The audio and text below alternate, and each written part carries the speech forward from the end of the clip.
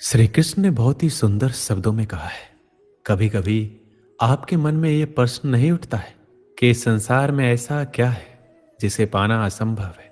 उठता है, मेरे मन में भी ये प्रश्न उठता है। फिर मैं विचार करता हूँ, क्या है इस संसार में ऐसा जिसे पाना असंभव है। धन नहीं, यश नहीं, सम्मान नहीं, प्रेम नहीं, तो फिर क्या है ऐसा जिसे पाना असंभव है।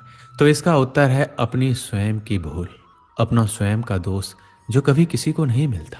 और यदि किसी को मिल भी जाए तो वो व्यक्ति अपनी भूल स्वीकार करना नहीं चाहता, किंतु जो व्यक्ति अपनी भूल स्वीकार करता है, अपना दोष स्वीकार करता है, संसार में कुछ भी पाने के लिए कोई उसके सामने कोई भी बाधा नहीं रहती। इसलिए आत्मविश्वास अवश्य रखिए, प्रयास करते रहें कि आपसे कोई भूल ना हो, किंतु आत्म मंथन भी। और यदि आपसे कोई भूल भी हो जाए तो उसे स्वीकार करें, उसे सुधारने का प्रयास करें, आपका जीवन अधिक आनंदमय हो जाएगा। श्री कृष्ण ने कहा है कि हम व्यक्ति एक कठपुतली है जो कि आते हैं इस दुनिया में और चले जाते हैं। उसके ना तो आने का समय निश्चित रहता है और ना ही जाने का समय निश्चित रहता है। एक सीमित सीमा के लिए आते हैं और इस दुनिया से चले जाते हैं। इस बात को श्री कृष्णा अपनी इन पंक्तियों में कहते हैं कि व्यक्ति मिट्टी से ही बना है और वह मिट्टी में मिल जाता है। उसका अस्तित्व सिर्फ इतना ही है। इसलिए व्यक्ति को लोभ लालच की भावना नहीं रखनी चाहिए, क्योंकि ना तो वह कुछ लेकर आता है और ना ही वह कुछ लेकर चला जाता है। वह जिंदगी भर काम करता अपने दूसरों के लिए और मरने के बाद वह दूसरों के लिए ही सब कुछ छोड़ जाता है। इसलिए हमें लोभ लालच की भावना छोड़कर सदाचार की भावना अपना लेनी चाहिए, क्योंकि इसी में सारे जगत की भलाई है। श्री कृष्ण कहते हैं इस दुनिया के लोगों की यही परेशानी है कि वह किसी ना किसी बात को लेकर चिंतित रहते हैं और दूसरों की जिंदगी पर नजर डालते हैं और देखते हैं उनकी जिंदगी कितनी आसान है, कितनी अच्छी है, पर वह अपनी जिंदगी की बुराई करते रहते, चिंता करते रहते। हर व्यक्ति को जीवन में किसी न किसी बात की चिंता परेशानी रहती है, पर उसे अपनी जिंदगी कभी अच्छी नहीं लगती, उसे दूसरों की जिंदगी अच्छी लगती है, उसी पर उसकी नजर रहती है।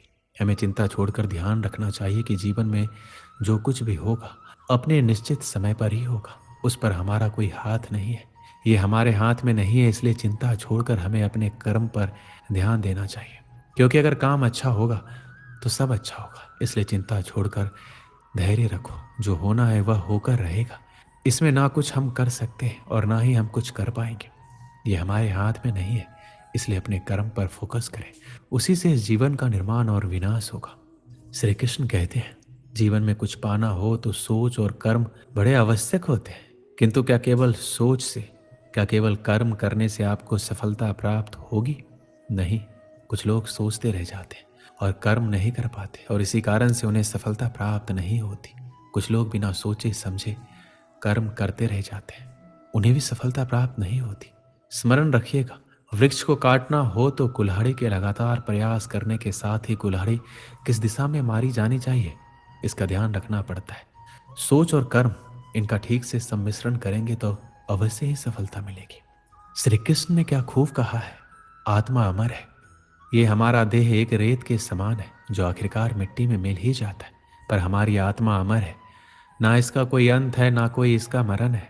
हमें कोई भी हमारे शरीर को मार सकता है, पर हमारे आत्मा को नहीं मार सकता। वह कभी मरता ही नहीं है, व्यक्ति को कभी मारा नहीं जा सकता है।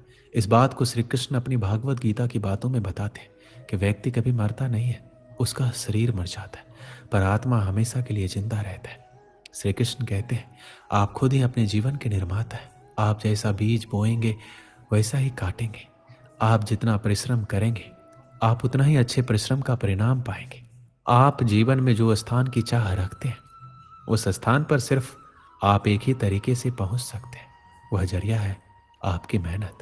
आप जितनी ज़्यादा मेहनत करके अपना अच्छा प्रस्तुत करेंगे उतना ही अच्छा आप पाएंगे। आप खुद अपने जीवन के निर्माता हैं। आप अपने जीवन को बना सकते हैं, बिगाड़ भी सकते हैं, पर लाखों लोग अपने जीवन में कुछ ऐसी आदतों को अपना लेते हैं जिससे वह अपनी राह कभी खोज नहीं पाते, वह रास्ते से भटक जाते हैं। हर एक व्यक्ति बड़े बड़े स्थान अपने जीवन में चाहता है, पर वह उसके लिए काम नहीं करता है और इसका परिणाम वह कुछ नहीं बन पाता। आपको अगर अपने जीवन में कुछ करना है तो आपको अपने जीवन का निर्माता बनना खुद पड़ेगा, उसे निर्माण करना पड़ेगा। जब तक आप नहीं सीखते तब तक आप जीवन में कुछ नहीं कर सकते। इसलिए श्री कृष्ण कहते हैं कि आप अपने जीवन के स्वयं ही निर्माता है, इसलिए आप अपना ज़्यादा समय अपने काम को करने में ही निकालें।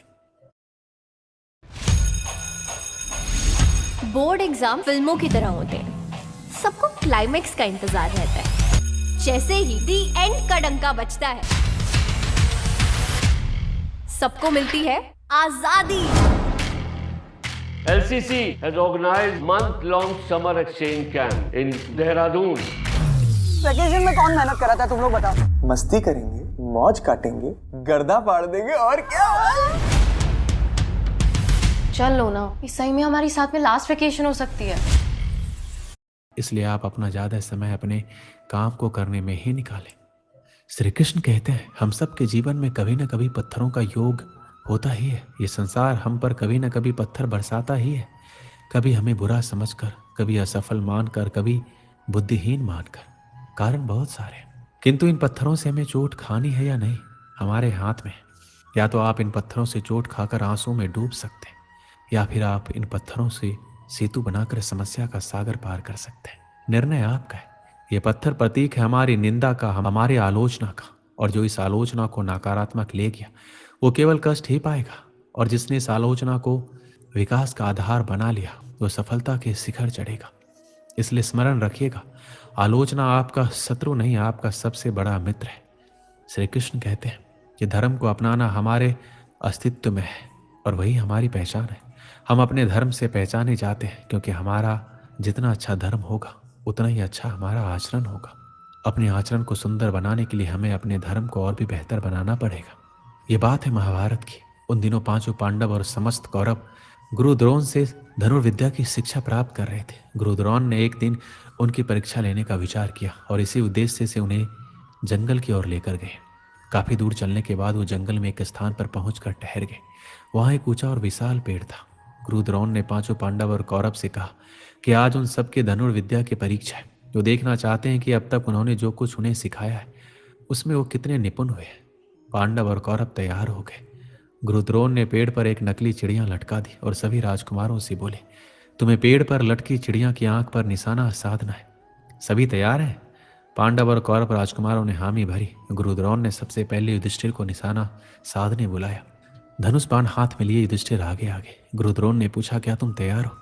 युधिष्ठिर ने हाँ में सिर हिलाया। तब गुरु द्रोण ने पेड़ की ओर संकेत करके पूछा, बताओ तुम्हें उस पेड़ पर क्या दिखाई दे रहा है? गुरुदेव, मुझे एक बड़ा पेड़ दिखाई दे रहा है जिसकी कई शाखाएं फैली हुई है। शाखाओं पर हरे हरे पत्ते हैं। पेड़ पर चिड़ियाओं ने घोंसला बनाया हुआ है। आपने एक डाली पर एक नकली चिड़िया लटकाई है। युधिष्ठिर ने पूरा वर्णन कर दिया। गुरु द्रोण ने कहा, युधिष्ठिर तुम अभी इस परीक्षा के लिए तैयार नहीं हो, पीछे जाकर खड़े हो जाओ। युधिष्ठिर चला गया। गुरु द्रोण ने भीम को आगे बुलाया। वही प्रश्न दोहराया, बताओ भीम, तुम्हें इस पेड़ पर क्या दिखाई दे रहा है?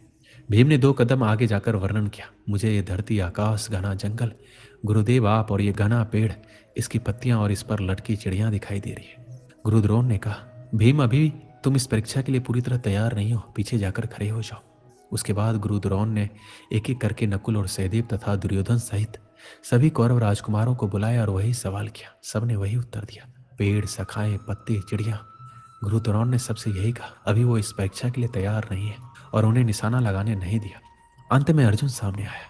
गुरु द्रोण ने वही प्रश्न दोहराया, बताओ अर्जुन, तुम्हें क्या दिखाई दे रहा है? अर्जुन ने बाण चढ़ाकर उत्तर दिया, बस मुझे चिड़िया की आंखें दिखाई दे रही है गुरुदेव। गुरु द्रोण ने कहा, निशाना साधो। अर्जुन ने निशाना लगाया और बाण ने चिड़िया की आंख को बेध दिया। गुरु द्रोण ने सभी राजकुमारों को समझाया कि जब आप किसी लक्ष्य के प्रति प्रयास कर रहे हैं तो पूरा ध्यान लक्ष्य पर होना चाहिए। लक्ष्य के सिवाय कुछ भी नहीं दिखाई देना चाहिए। यही किसी भी लक्ष्य को प्राप्त करने का मूल मंत्र है। एक साथ कई कार्यों में उलझे रहोगे तो कभी भी लक्ष्य प्राप्त नहीं कर पाओगे। इसलिए अपना ध्यान सिर्फ और सिर्फ लक्ष्य पर लगाओ। इसलिए सफलता प्राप्ति के लिए पूरा ध्यान सिर्फ अपने लक्ष्य पर होना चाहिए। दोस्तों, इस वीडियो में बस इतना ही। मिलते हैं अगली वीडियो में। अपना ख्याल रखिएगा। धन्यवाद।